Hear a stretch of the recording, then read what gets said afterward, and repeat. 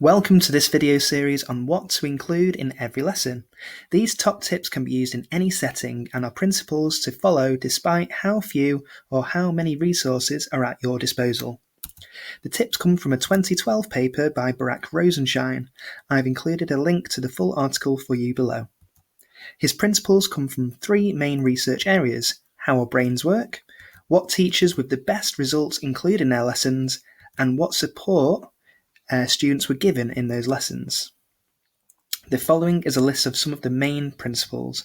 I'll go into more detail on each of these top tips in the video series, and at the end what these could look like in a single lesson. Begin each lesson with a short review of previous learning. Present new material in small steps with student practice after each one. Ask a large number of questions and check the responses of all students. Model each step. Guide student practice. Check for student understanding. Obtain a high success rate. Provide scaffolds for difficult tasks. Require and monitor independent practice. Engage students in weekly and monthly review. So let's look at the first top tip. Begin lessons with a short review.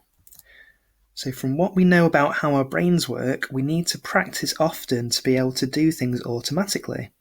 So reviewing previous learning helps us to recall words, concepts, and procedures from our long-term memories quicker. It saves space in our working memory to think and learn new information. Reviewing past learning also helps teachers assess whether students have remembered it rather than just getting it on that day. So, when planning for review, teachers should think about what knowledge they want students to know automatically.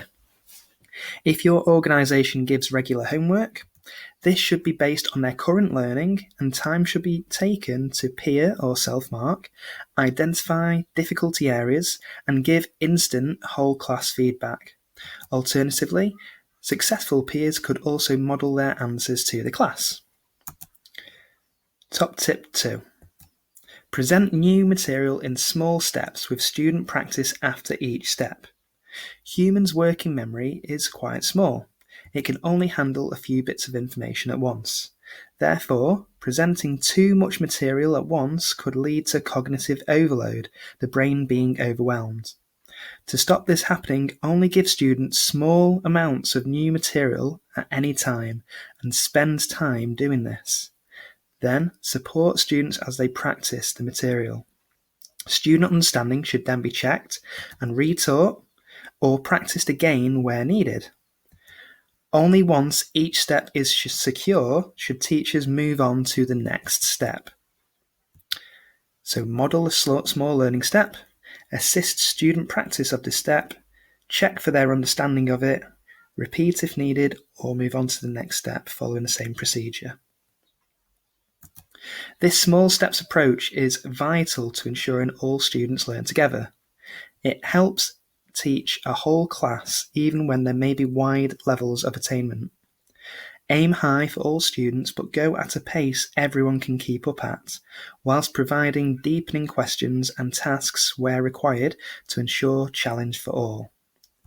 Studies have shown those teachers who plan their small steps accurately for all students, spent longer on explanations and guided practice, and assessed student understanding all before students worked independently, they saw the most successful student attainment. The least effective teachers often had to move from student to student and practice again, explain the material again, which would be stressful and counterintuitive for both the teacher and the students. This also wastes learning time, which could have been spent practicing the learned skill accurately. Students who practice a skill incorrectly will find it difficult to unlearn these mistakes.